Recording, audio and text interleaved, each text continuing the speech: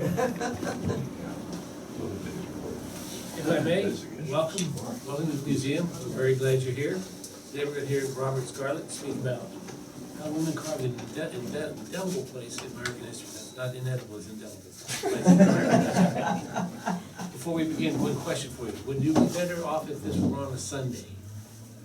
Just a thing, just a thought. If what? If it was on a Sunday, if our lectures were on You haven't heard Sundays. me yet. Well, we'll do it on a Sunday, we'll let him talk on a Saturday. Yeah. Think about that. I'd like to introduce Robert Scarlett. Robert, we're here for you. All right, thank you. Good morning, good afternoon, good day, whatever you want to call it today. I guess it's, I have to pull out my 6% of my ancestry DNA that says that I'm Irish to enjoy the festivities out there today. Aaron So, Gobra. here you go. So now I guess I should go home and change to green, right? Instead, but since we are celebrating Women's History Month, reason why we're having this lecture today, I pulled out my best pink.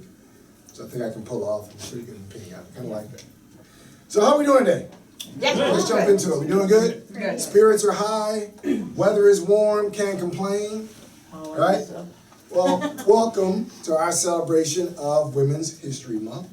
Similar to Black History Month, which we talked about just a month ago, Women's History Month also started as Women's History Week back in 1978 in Santa Rosa, California. They planned a celebration during the week of March the 8th to correspond with, at that time, was International Women's Day. And I'm sure we still have it. I don't know what day it is this month, but International Women's Day. Anybody know? What day is International Women's Day this year? Week-long celebration highlighting the contributions to American history, culture, and society. Now for me, y'all hear me say this all the time, I'm a proud girl dad. Got one of my superstar daughters here today, home from home from veterinary school, on spring break. Yes, one more year to go, or a year and a half to go. Then it'll be Dr. Scarlett. Yeah, then maybe we can get her up here doing some talking. She's like, no, I don't think so. So today we're going to learn a lot more about some of the women that have impacted history, both locally and internationally. Okay? So hopefully you're ready for that. But I want to start things a little bit differently this time. A little audience participation. With this particular type of topic, I'm just curious, what woman, historically or personally, stands out in your mind, has some significance for you in your life, and if you don't mind sharing, tell us why. What woman stands out in your mind? Yes, Pam. Katherine Johnson. Katherine Johnson. Okay, why? Well, I grew up, or spent a good time in Florida, down around Brevard County, and she was a very big topic for us in that area. She was a great mathematician, and she made a very indelible contribution, but she didn't get enough credit. Yeah. And so it was wonderful to be able to instill that in my children when they were growing up. And it really gave them enthusiasm to learn, especially math, and to know that a woman made such a big dent in history. And for those that don't know, Katherine Johnson was an African-American mathematician. If you ever seen the movie Hidden Figures, she was the lead character in that particular movie. So that's that particular history. All right, who else? Who has a favorite woman? Dr. Gwess, don't go anywhere with that statement, but who has a favorite woman?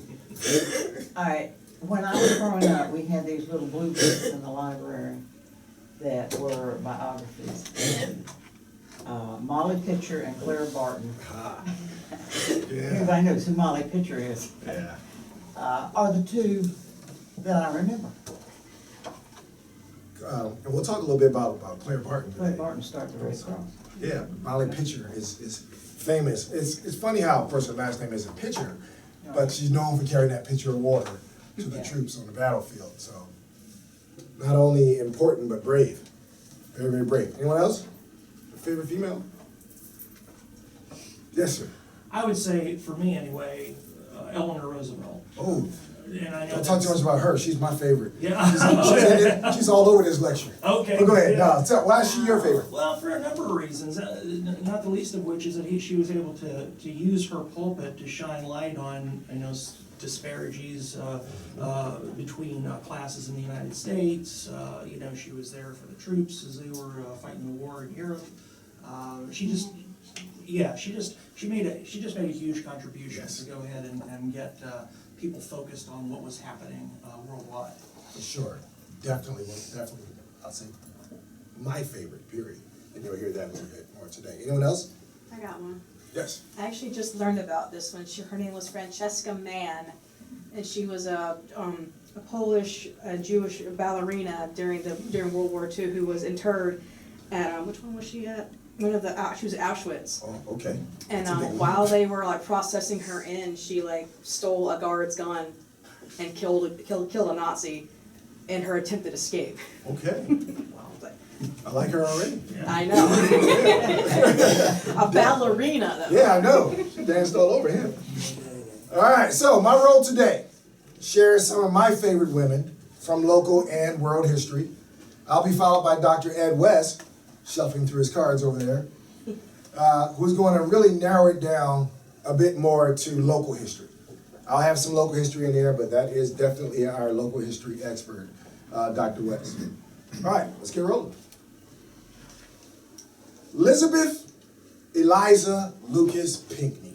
How many of you South Carolinians at least know about her? Let me see. 3 hands. Very important to South Carolina history. We should be celebrating her.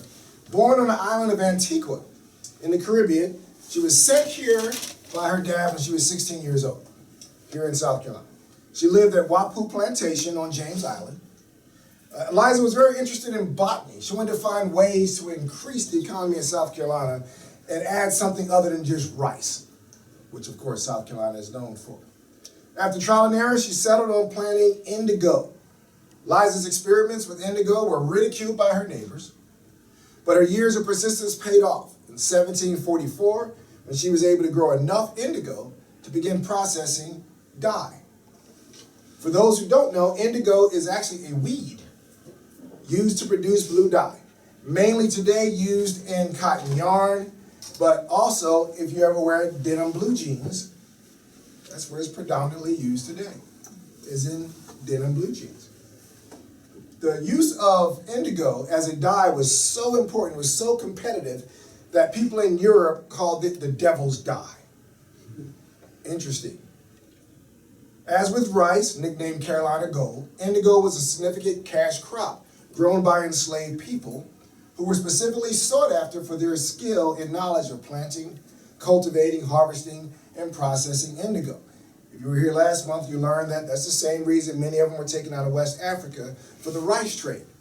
All of these art forms were already done in Africa, and they were capitalized here during that period of slavery to profit the United States.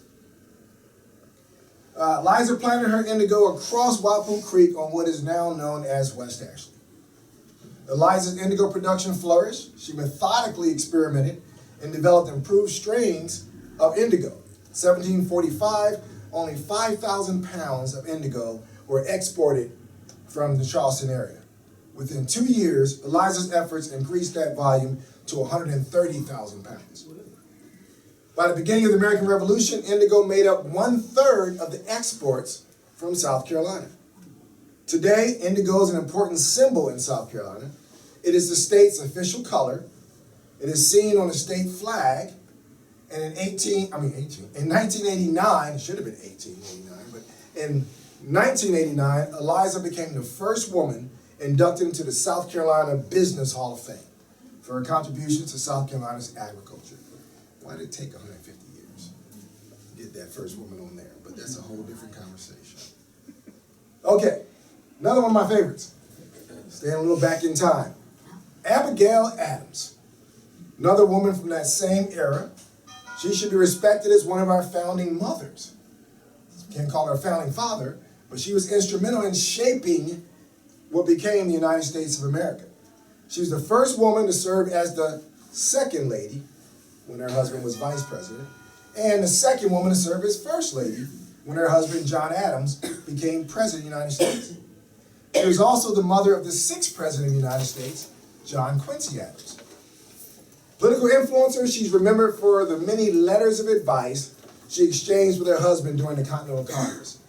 Now, I can say this now that my light stepped out. Women like to try to tell men what they should be doing, right? So this is nothing new, but hopefully he actually listened to her. Don't tell her I said that. She'll get me later. So Abigail Adams is most famous for a quote from a letter that she wrote to her husband in 1776, asking him to urge the new Continental Congress to, and I quote, "remember the ladies and be more generous and favorable to them than your ancestors."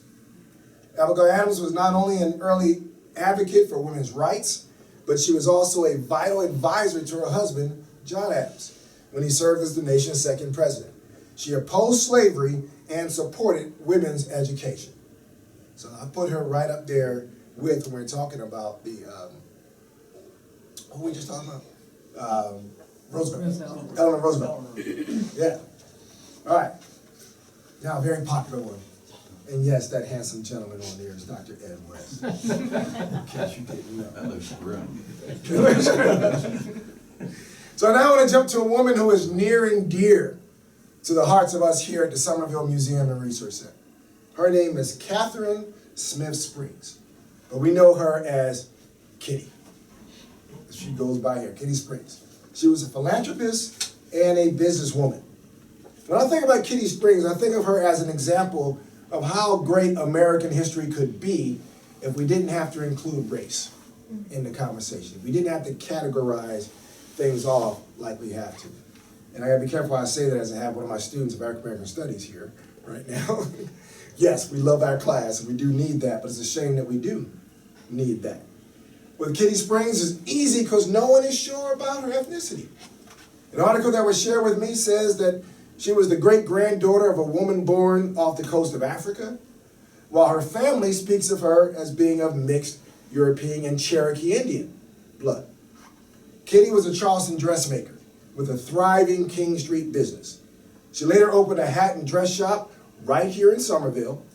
She married a white merchant by the name of Richard Springs, a dry goods merchant with a store on Hutchinson Square, which if you don't know, that's the square where all of my peoples from Ireland are celebrating right now, right? But she too owned property there, which became what's now the old post office. That's where she operated out of. Because interracial marriage was not recognized, she was listed on her husband's will as his housekeeper. Yes, we've seen that before. Okay, we cherish Kitty Springs mainly because she donated money. Speaking of that, we take donations here at the museum. Please donate. But she donated a lot of money to this area and land to build landmark institutions such as the Church of the Epiphany and the Bank School, which was the beginning of public education for black kids in this area.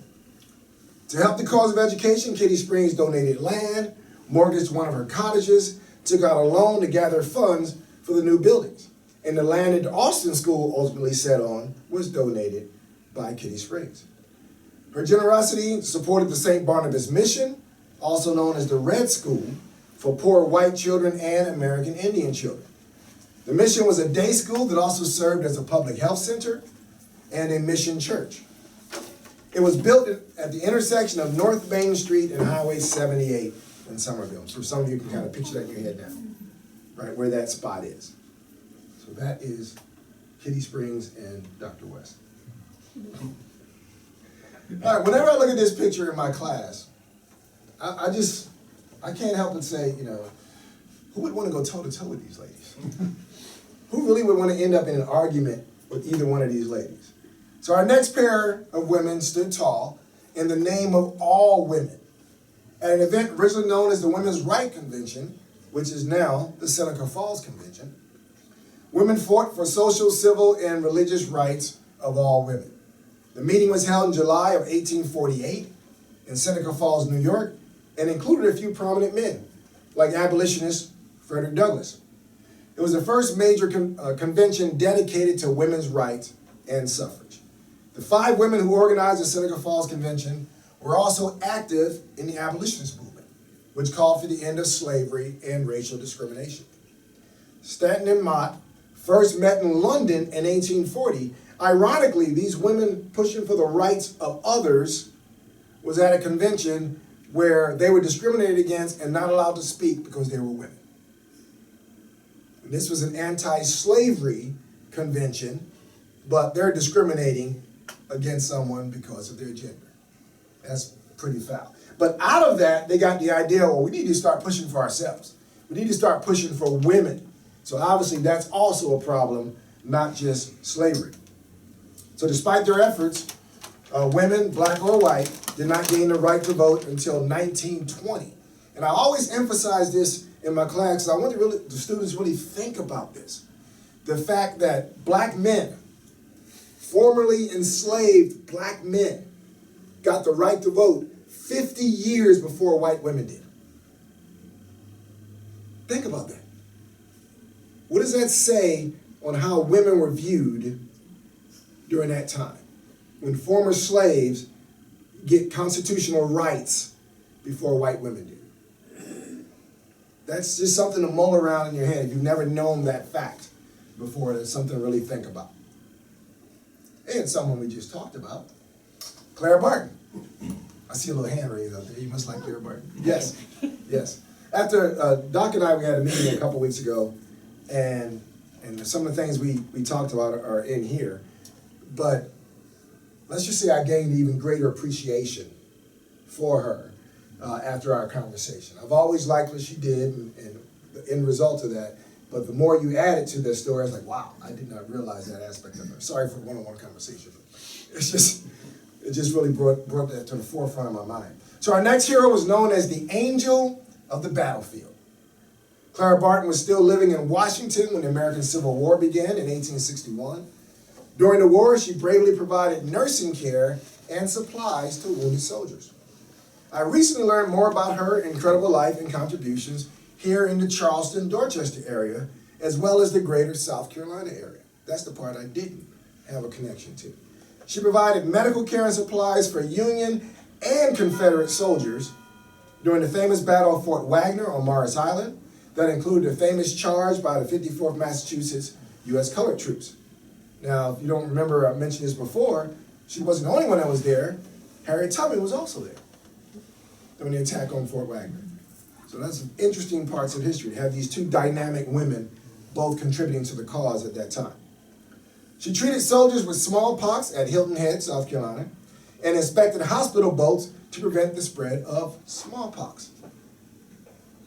After the war, she provided aid to formerly enslaved people, organized classes for African Americans in the region, related to another lecture that Dr. West and I are developing, so we hope we have you back for that one, another lecture we're developing, focusing on the return of Confederate troops after the Civil War. Did not know that part. Why, hello. Another one of my students. Let me get half credit back. Just kidding.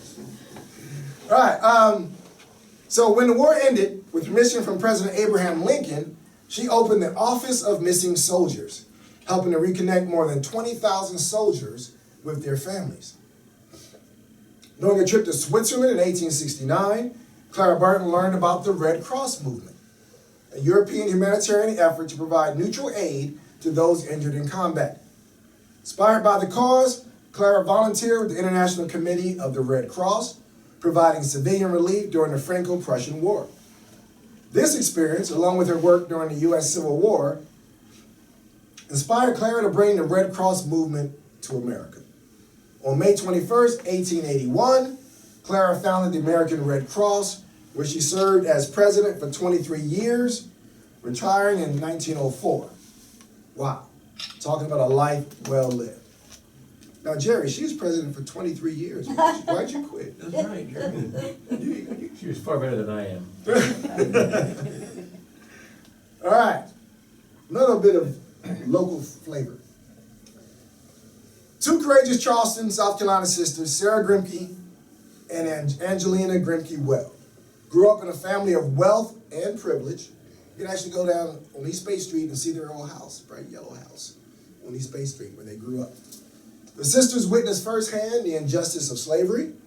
They were in as women, they too experienced social inequality. They were denied the power to vote.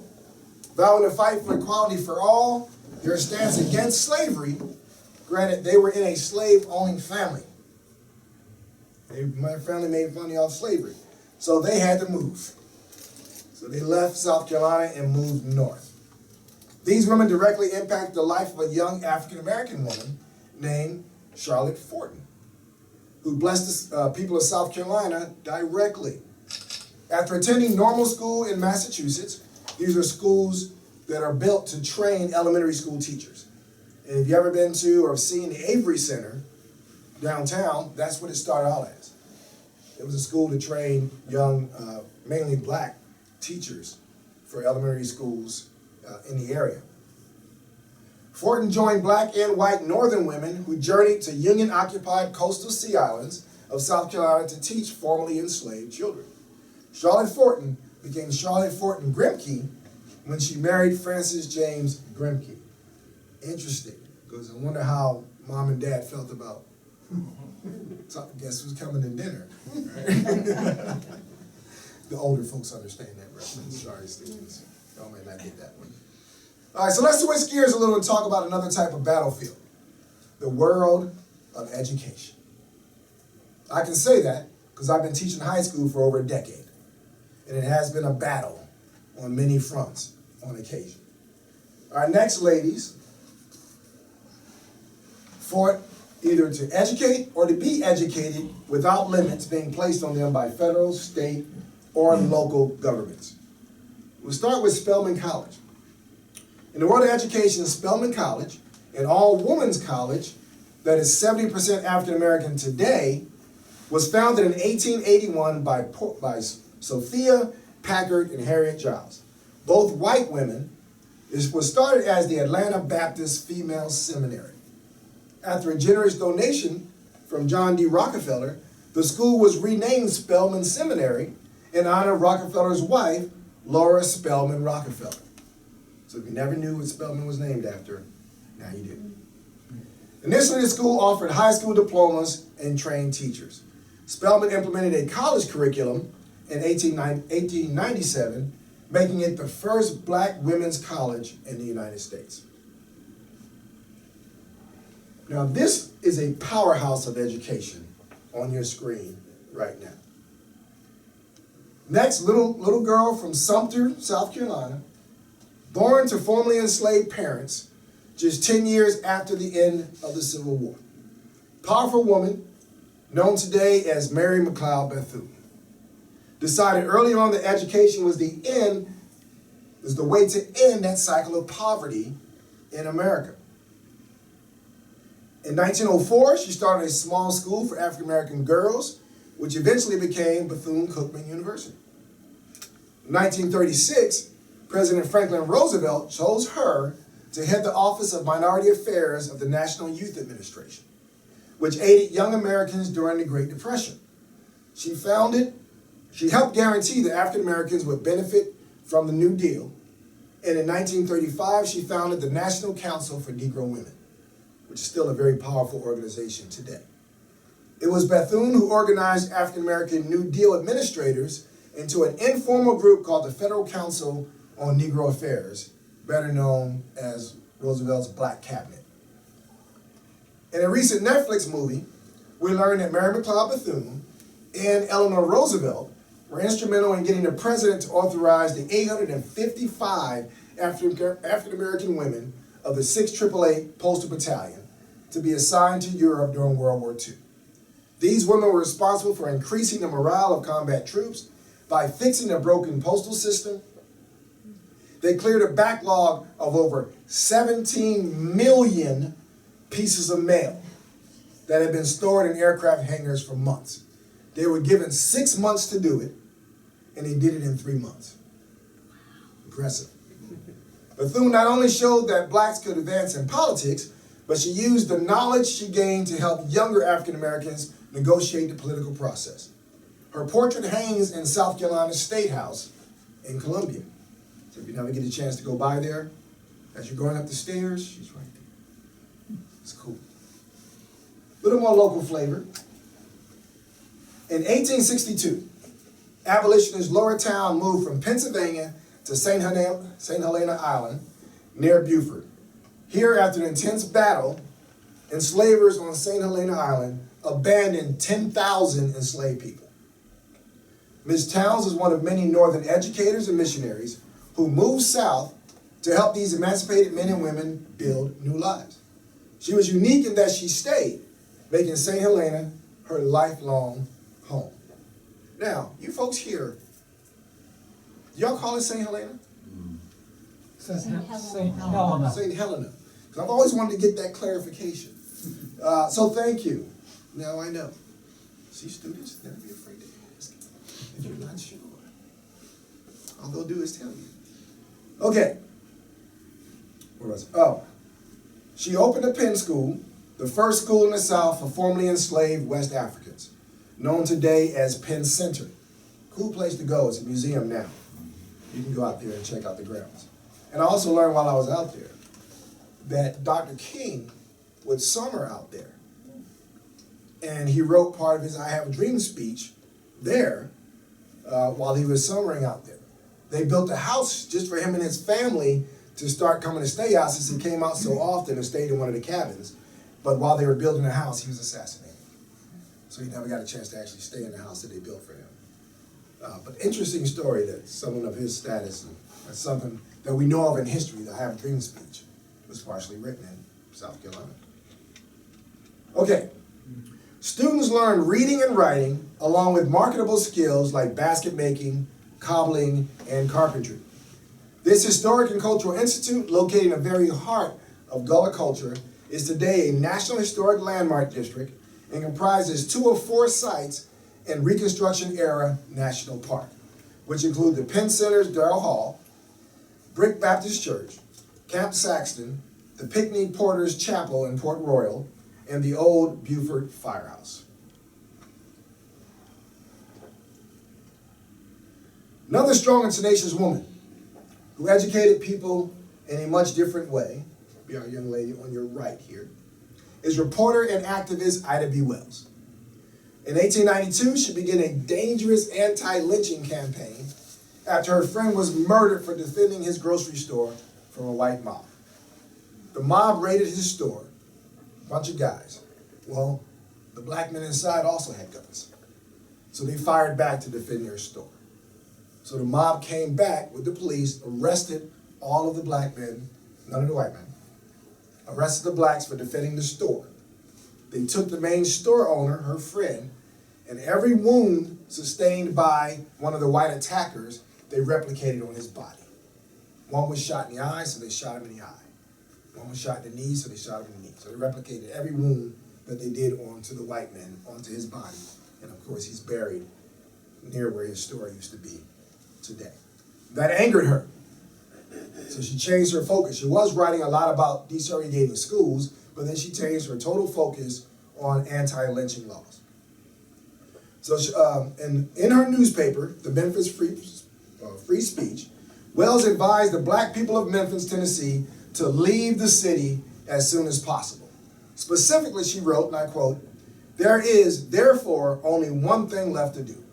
Save our money and leave a town which will neither protect our lives and property nor give us a fair trial in the courts, but takes us out and murders us in cold blood when accused by a white person." So now when she writes about anti-lynching laws, she spent the rest of her life doing that, but she changed the name. She wouldn't put her own name. Her pen name was Exiled. Because when they ransacked her office and they tore up her printing presses, fortunately she was not in town at the time. She was out of town. She never returned, and she considered herself to be in exile from that point forward. So that's how she would sign her articles, Exiled. She once wrote, "The lesson this teaches, which every Afro-American should ponder well, is that a Winchester rifle should have a place of honor in every black home, and it should be used for that protection which the law refuses to give." Sage advice for that time. Our next young lady, top left, time to highlight another local woman. Some of you may have driven down September P. Clark Parkway to get here.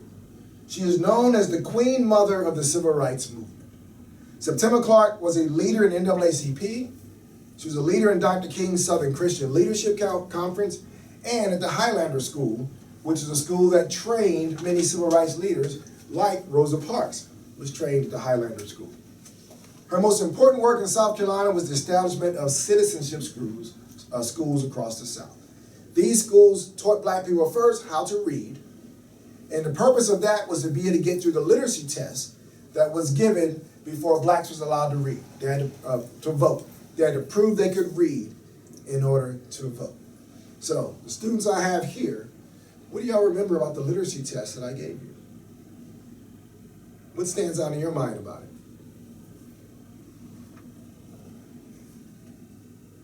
Don't clam up that. Just one thing. What do you remember about it?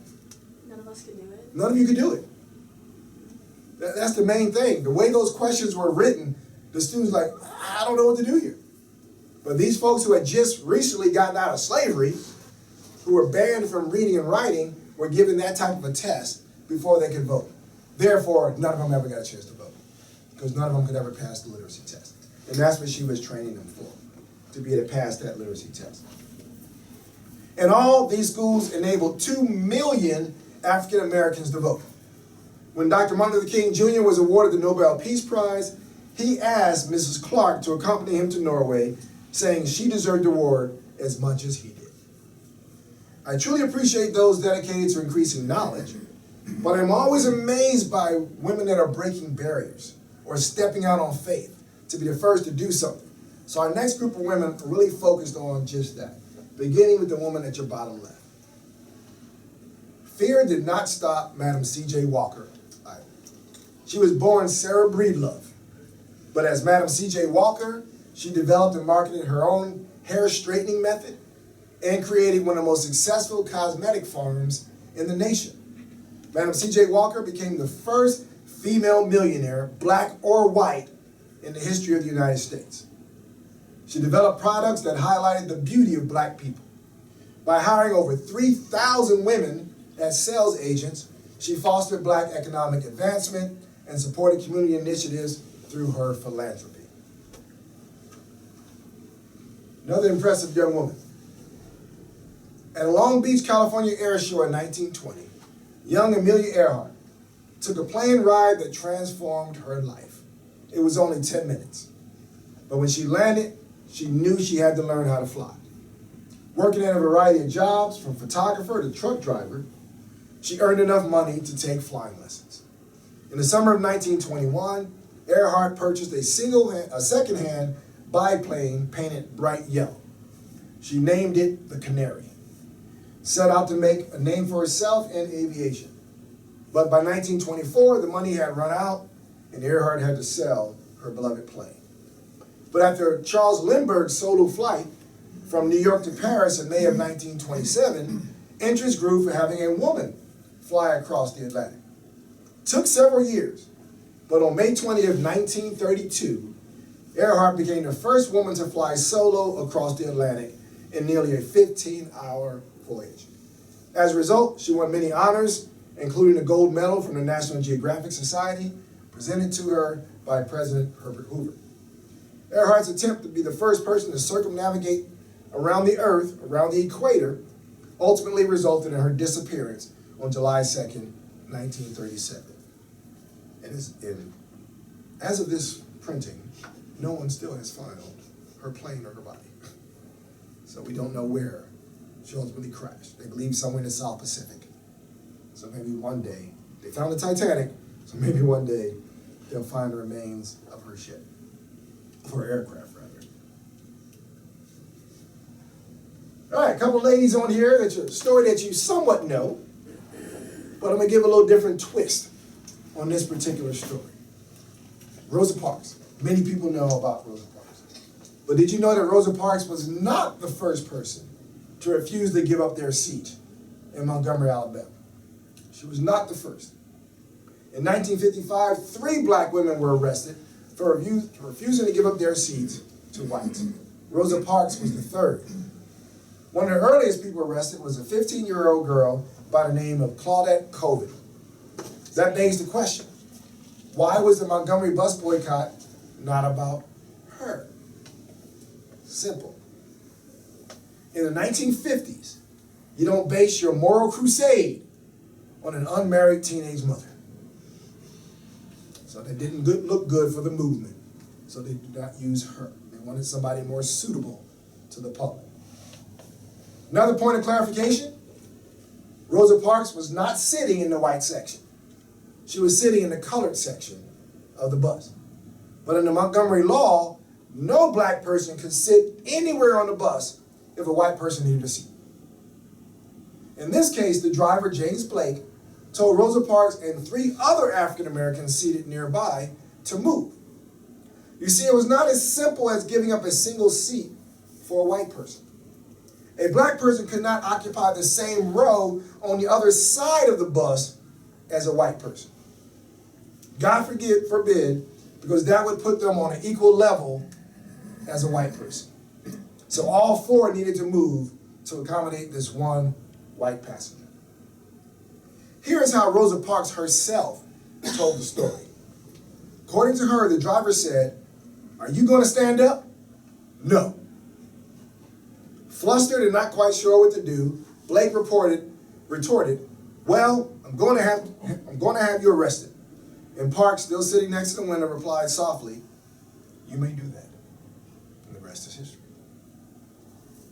Although history paints her as a sweet, tired old lady, Rosa Parks was only 42 years old and had a lengthy record of activism. At that time, she served as secretary of the local branch of the NAACP. In addition, we get to celebrate another woman for the same movement on your bottom left. You see, it was not Dr. Martin Luther King Jr. who came up with the original boycott idea. It was a woman named Joanne Robinson, who had threatened the mayor with a proposed boycott a year earlier. Once Rosa Parks was arrested, Joanne Robinson's plan was quickly put in place. A lot of people don't realize that Dr. King was just the new local minister in town, and they wanted a new face to head up what they called the Montgomery Improvement Association. So they're like, "Hey, Martin, help us out. Would you take the lead?" So that's how he became the leader of that movement. And if he didn't volunteer that day, we may have never heard of him. Because after this bus boycott success, he kept going. He kept going. So we can thank these ladies for Dr. King in a different way. There were also important firsts in the worldwide world of sports. In 1958, a woman from the great state of South Carolina, Althea Gibson, became the first African-American woman to win the U.S. Open Tennis Championship in Forest Hill.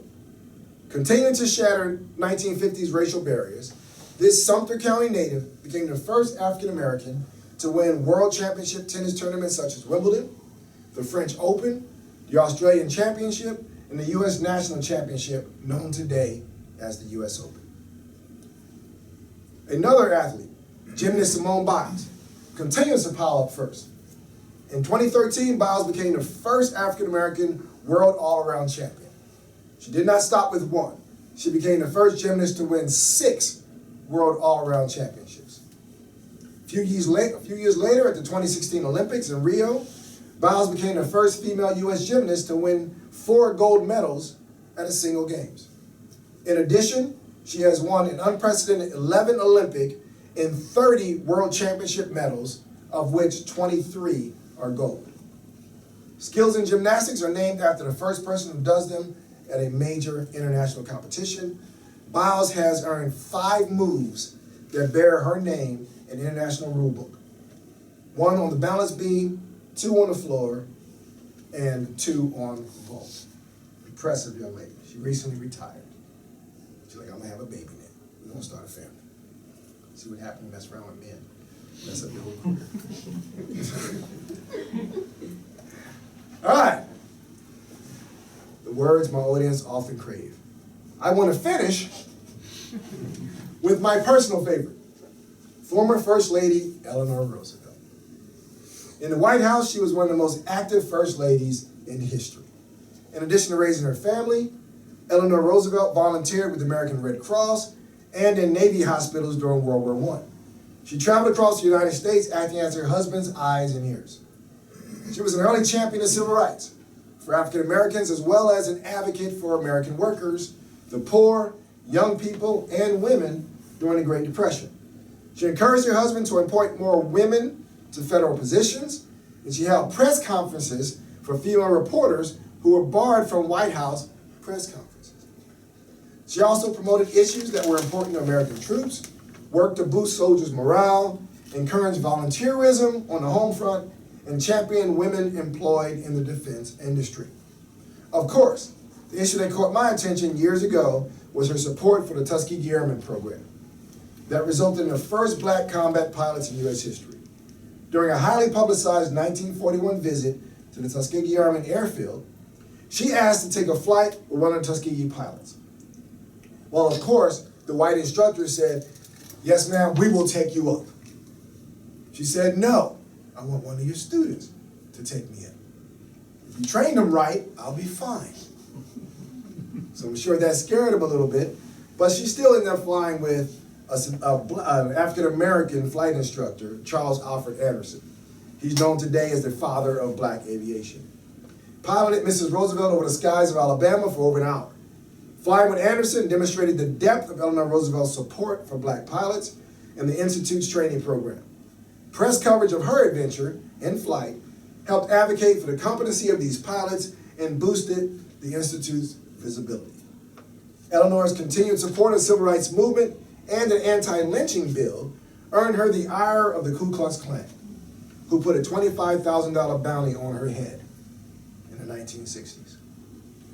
In another famous example, Eleanor Roosevelt resigned from the Daughters of the American Revolution when it barred African-American singer Marian Anderson from performing at its Constitutional Hall in Washington, D.C.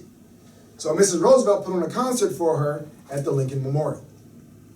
She also served on the board of numerous organizations, including the National Association for the Advancement of Colored People and the Advisory Council for the Peace Corps. Did you know J. Edgar Hoover, the longtime director of the Federal Bureau of Investigation, considered Eleanor Roosevelt's liberal views dangerous and believed she might be involved in communist activities? He ordered his agents to monitor Roosevelt and kept what became an extensive file on her. Any questions about any of the women I just mentioned? If not, now to add more local flavor, please welcome Dr. Ed West.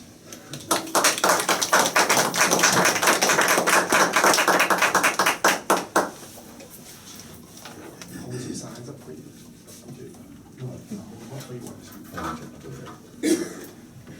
Hi. I'm glad to see everybody. It's always fun to hear Robert speak. He and I have worked together for some time now here at the museum in developing local history, as well as his main work is in teaching primarily black history in high school. My focus has been on Somerville, basically, and the history of Somerville. And he and I think, feed back and forth with each other on what we're learning. We're learning more and more stories here in Somerville that many people who grew up in Somerville have very little understanding of, because it's just never been brought out to the public before. And we're still learning new things. We have an event planned for next year in the spring of a house tour and garden tour. And Danny Hughes and I, Danny's also a history volunteer for the museum. Danny Hughes and I were downtown trying to find out who the owner of one of the houses was. And we found out the guy was a blockade runner. And so we got a whole other part of history we never heard of before that we've got to develop now about what the blockade runners had to do with Somerville. So anyway, we have a good time doing it. I thought, since I have a briefer amount of time, I was going to simply concentrate on a thing that happened here in Somerville involving a particular woman.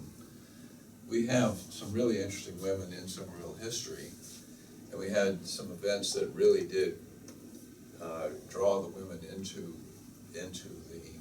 the determination of history here. The Civil War was a time of a whole lot of alarm, and at that time, women rallied around the needs in the large military hospitals that were here and organized a company of women who worked in the hospitals called Vivandiers. And this company basically did the nursing in the hospitals, and these were just volunteers of women who were here. Many of the women who were here at that time, by the way, were refugees from the coastal areas where the Federal Navy had captured land. And just as Robert had mentioned at St. Helena, that the plantations were being abandoned. Refugees were all over the place. But what I wanted to focus on at this moment was this particular woman who was British and who was here because her husband was the part of the English legation at Charleston during the Civil War. During the Civil War, England was basically neutral and was not committed to either side. They had reason to be empathetic with the Southern cause because of trade, the importance of Southern trade to England. But typically the British Empire was rising, more and more there was a rising sense that slavery should not be part of what we're doing, and that there was a moral issue about the slavery issue in England, to where England was kind of ambivalent about sides. And the English representative in Charleston was named Pinckney, and he was basically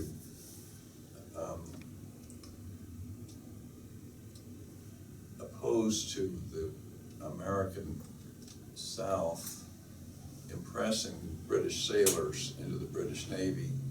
I'm sorry, sailors from the British Navy and British merchant ships, impressing them into Southern service, which was what they did in those days. If you happen to be in the wrong place at the wrong time, you end up somebody else's Navy fighting on their Navy ships. And so he was opposed to this. He became unpopular in Charleston, had to get out of Charleston. So they moved to Somerville. Now, this was a time when a lot of people were coming to Somerville during the war. But they lived over on Briarwood Lane, which many of you all may know where that is, at a place called the Postern. And they actually lived in the Postern after the war. And were settled into Somerville as people in the community in 1886 when the earthquake occurred. And the earthquake of 1886 turned out to be a huge thing. How many of y'all were here during Hugo? That's enough of you. Well, that was a misery. That was a real misery. It went on and on.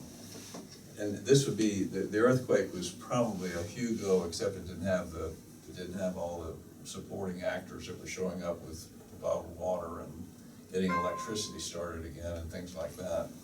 That it was a terrible, terrible suffering that went on after the earthquake. They did not know that there was an earthquake fault in this area prior to that time, although it's not as though it was not unknown that there were earthquakes around here, because historically there are reports of earthquakes that had preceded the great earthquake of 1886. But the earthquake caught everybody by surprise on the evening of the last day of August in 1886. And Charleston was wrecked. This is a picture of what happened in Charleston when the earthquake was going on. It was published in a newspaper a little bit later, a drawing. The next day when they were walking around between here and Somerville, they were looking at railroad tracks that looked like this and like this. It was a disaster. Fort Dorchester, the St. George Anglican Church at Fort Dorchester was split in two by the earthquake. And you can go out there today and see where it was patched. This is all held together now, but this is what it looked like right after the earthquake. Just the whole steeple of the ruins of St. George's Church was split down the middle. The earthquake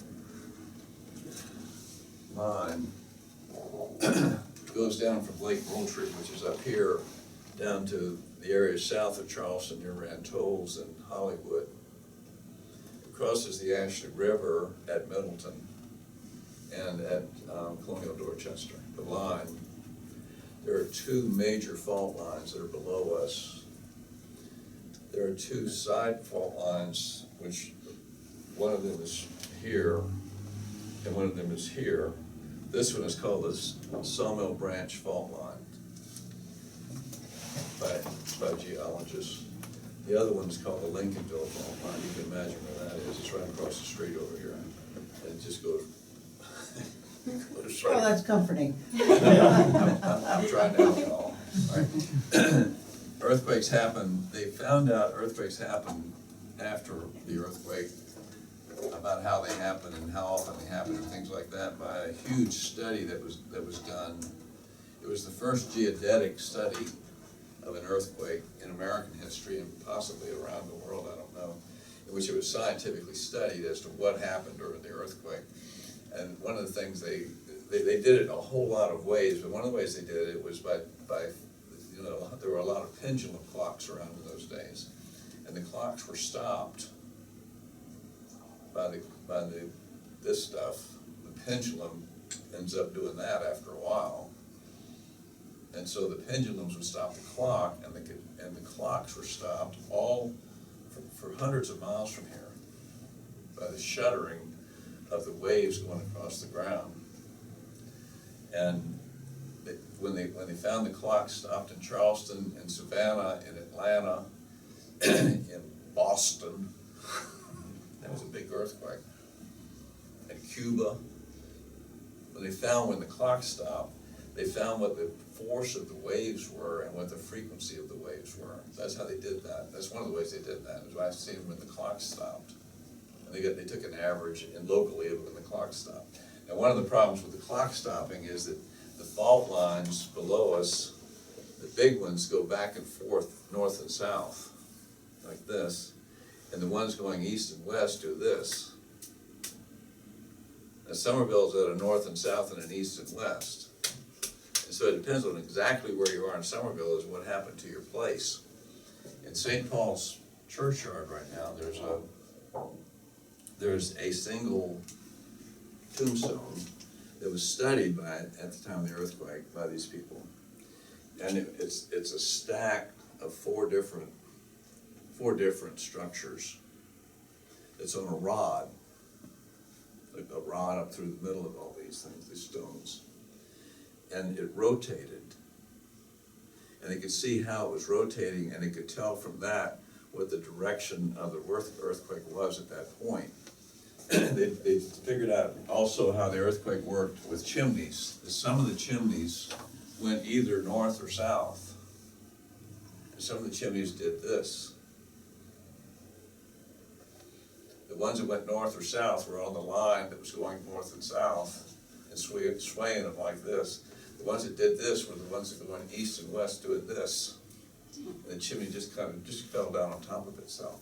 And so it depended on where in Somerville, exactly where you were as to what happened to your chimney and what happened to your house.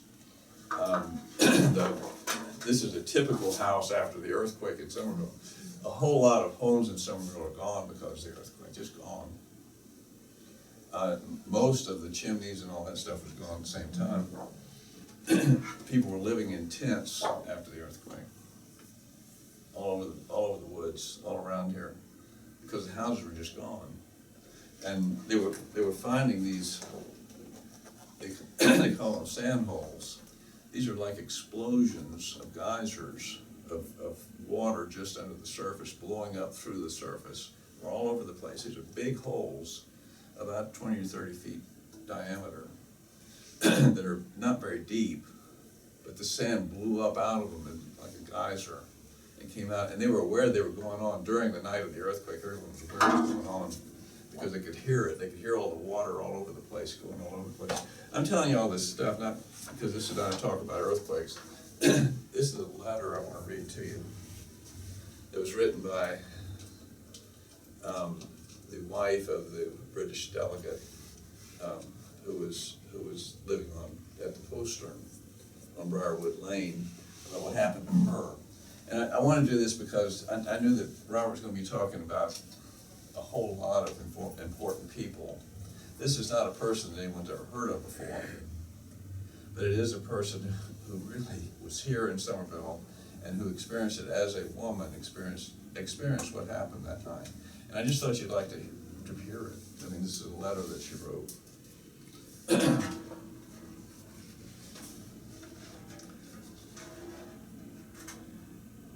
She was writing to a neighbor who lived near her, who was out of town at the time of the earthquake.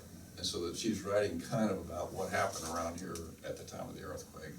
And it was written apparently about a month after the earthquake. Now, one of the things that happened at the earthquake was there were aftershocks that went on and on and on. It made people crazy. And they were trying to rebuild, and as they were trying to get things cleared out, and get things sorted out, and figure out what to do next and all that, another earthquake would come. And it just kept on happening. Just the aftershocks just kept on happening. And they were pretty big. A lot of them were pretty big and scary. Made a lot of noise. Have any of you ever heard an earthquake? It's noisy. Are you talking about the boom? Oh, yeah, the boom. The boom. When I heard one here, I didn't know what I was listening to when I first heard it, and then I realized that's what it was. But it sounded like one of these great big old pine trees that just going boom, and just hit the ground. Like a huge boom. I thought a truck had hit the house. Yeah, Because the refrigerator was doing this. yeah. And there was this roar. And I thought, and we live way off the road. And I'm sitting there thinking, how did a truck get up here and hit the house? How'd you do with that one? We did okay. Okay. We did okay. My dear friend, I received your letter a day or so after our arrival at our shattered home, but I was so shocked and saddened by the condition generally of the village I had not courage to write you. Now I've become accustomed to the nightly and daily shocks, the roar and the jar which nauseate me and otherwise distress my nerves. I could not sleep, but was always waiting. Even yet, there are times when I feel an almost irresistible desire to rush away from the ever-present terror. This is a month later now. Everyone thought us wrong to come here, but my dear husband could ill bear the expense of the place. And so they had another home. They didn't have to be in Somerville at this time, but they had money problems, I guess, at this point. I don't know exactly what was going on. And he wanted the home watched. Every succeeding day discloses greater and greater damage to the house. We have workmen busy with jack screws dragging it into shape, for it leaned visibly northward. Every chimney has been razed to the earth. As we have been living in the hall for the past week, we have needed fire, but we could not have. So today, the little room beyond the pantry is converted into a parlor because there's a stove, and we feel quite grand. Every succeeding day discloses greater and greater damage to the house. We have workmen busy with jack screws. Believe me, dear friend, your affectionate Dorothy. Now, this next letter was written probably right after this one to her daughter. And she says, I cannot describe my abject disappointment at not going to you. I have lived a life of terror. The earth scarcely ever at rest, sometimes only a boom, boom, sometimes a slight jar, sometimes a swaying motion that makes you sick. Last Friday morning, we leaped from our beds into the open air, thinking the end had come. The earth seemed grinding up, and the noise was horrible. All the morning, we hoped the worst was over, but a little after 2 p.m., I was washing the children. Thought the water felt very cold. And so she's in probably a metal tub with 2 kids, cleaning them up, pouring water into the tub. The water felt cold, so I ran into the kitchen for a pitcher of hot water. as I got back to the hall, I was tilted up, then thrown against the parlor door where the children were. The door would not open. Twice it seemed falling over me. I could not force it open to get the poor things out. I was alone in the house. I shrieked for help, and it just got to the children when Henry Brown, a neighbor, came, and followed by your father. At the time, I guess this is probably a house servant inside, had got the door open.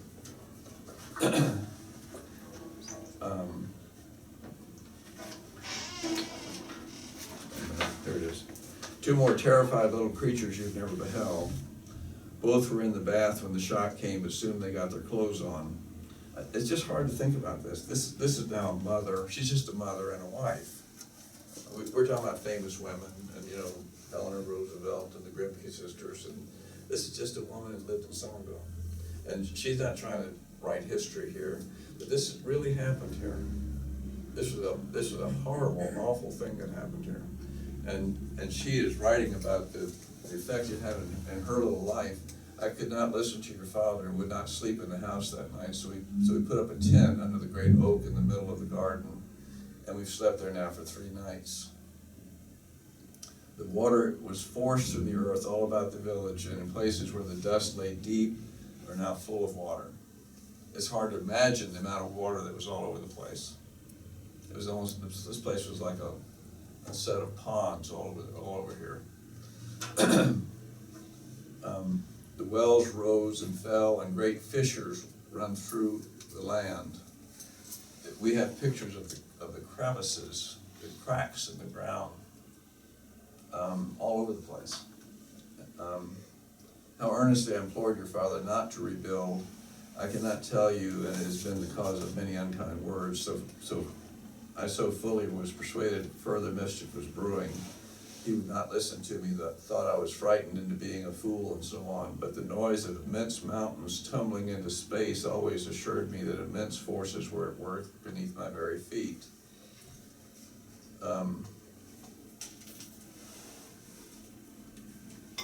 We cannot rebuild the chimneys, so we must hope cold weather will delay. It is quite hot in the middle of the day. The drought is fearful. It was a dry season. The wasps surround the milk when I'm fixing it, and you can hear the cattle at night. It's so warm tonight. We have one parlor window wide open, and the doors open, and both doors are open wide. What does it all mean? We have down here this kind of letter of big events that are down here that happened in Somerville, and we're hoping to get into a whole nother part of this in the next lecture, which is going to be about the recovery of the Southern dead from distant battlefields. It's a terrible story, a tragic story of what went on at the end of the war, when both in the North and the South they were trying to recover dead people from distant battlefields. On both sides, the normal after a battle, according to where it was, would be to recover the dead of your side, if they were in your barn or your farm or wherever they were. The dead of your side would be buried, and the rest would just be left there. This on both sides. Gettysburg was a mess. A week after the battle, it was a mess. They'd gotten all the Federal dead into graves, and the Confederate dead were just on the battlefield. It was the same right on James Island. And the people that were suffering from the loss of a brother or a son or a husband or whatever, we have letters about this kind of thing here of people that were trying to find people that just they wanted to get them home, that's all.